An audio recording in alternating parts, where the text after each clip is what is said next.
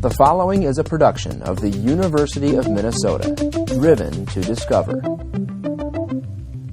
Hi, this is David Arundel, your host for the Peer Assisted Learning Groups podcast. Thanks for spending some time with us today.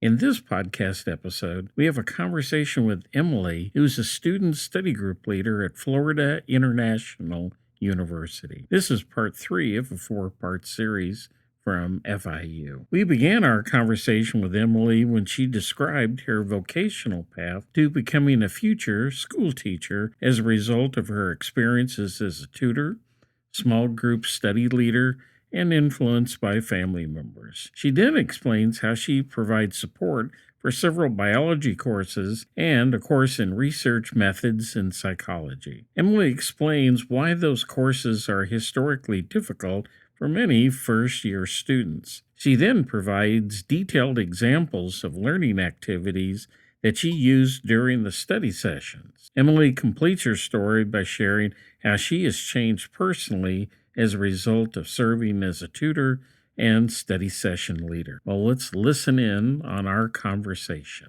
Well, hi, everyone. Glad you've joined us for the podcast again. We're talking and having a conversation with Emily at Florida International University. Welcome to the podcast. Hi, thank you for having me. Tell us just a little bit about yourself. What do you do for fun? And what are you studying in school? Studying, I'm going to be graduating at the end of this month with my bachelor's in communication arts with a minor in English. And for fun, I guess on campus, I'm part of a Greek organization. FIU is very close to Disney World, so that's a fun thing to do. Well, very nice. What are you thinking your future vocational path may lead you to? I'm looking now at going back to school and getting my master's in early childhood education. Tutoring and along with other experiences that I've had has kind of led me down the path of hopefully being a teacher someday. What were the influences for you to think about becoming a teacher? I have quite a few, actually. My mom's a teacher. I have a lot of family members that went into teaching. And because of this, I had connections that way. And I looked at my resume one day and I saw all of my experiences were childcare. I've worked at summer camps. I've worked babysitting. I teach Sunday school at my church. It kind of all culminated into, I guess, this is what I like and this is what I want to do. Well, interesting. Well, this makes an easy transition to the next question. In addition to the modest salary you receive, why did you decide to become involved as a study group? Once I realized that, this is what I wanted to do. I wanted to be a teacher. I wanted to do something that was steady because working summer camps is only in the summer. And I used to work at an aftercare, but the trek for that was too far. And so I wanted something convenient on campus that would also work for my career goals. So with my personal relationship with Shep, our office director, it kind of made it really easy for me to make that transition from, being just a student to being a student leader. Well, identify the college courses that you support with your study group. My department is reading and learning. So I could essentially do anything, support any student that really has, difficulties with learning strategies or reading the textbook. My main workshops that I host are for Bio 1 and the corresponding lab, Bio 2 and the corresponding lab, and then research methods for psychology. Well, why are those two areas of biology and the other one, why are they challenging for many students? I think a lot of students come in to college and they have big dreams of being a doctor or, working in science, but it requires a lot of work. And some students kind of coasted in high school. I feel like I might have been one of those students that I didn't really need to study that much because just having the class every day helped me enough for tests and exams and my assignments.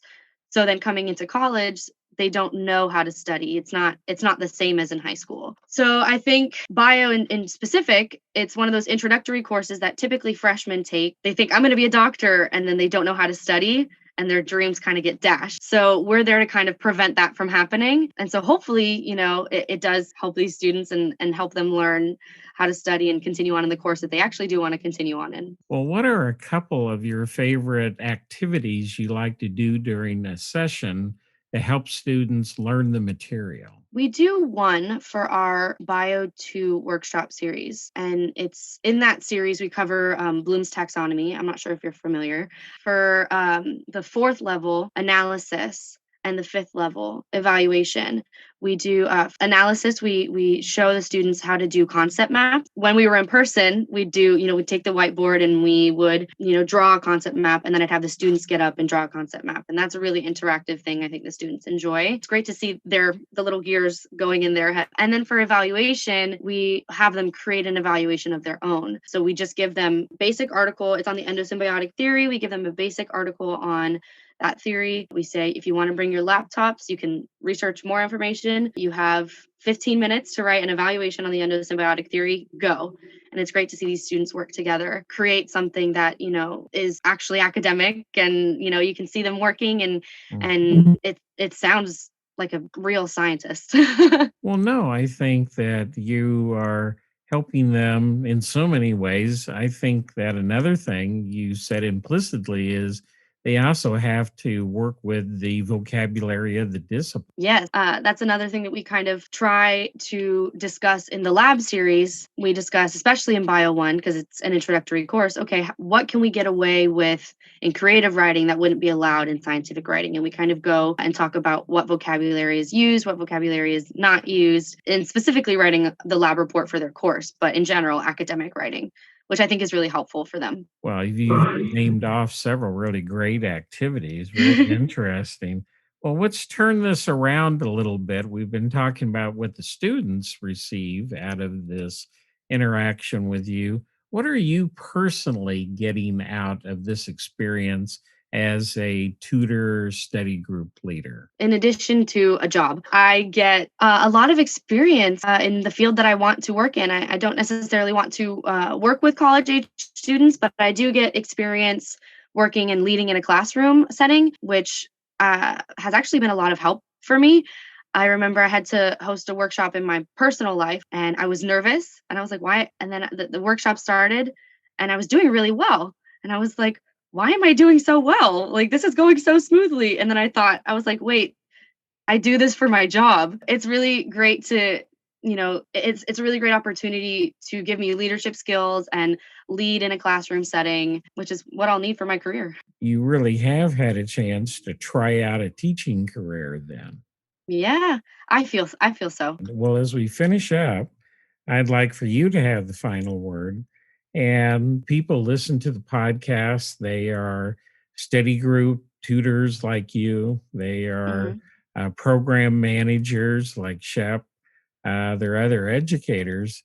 What's a lesson that you've learned that you'd like to share, or just something that you'd recommend for the listeners?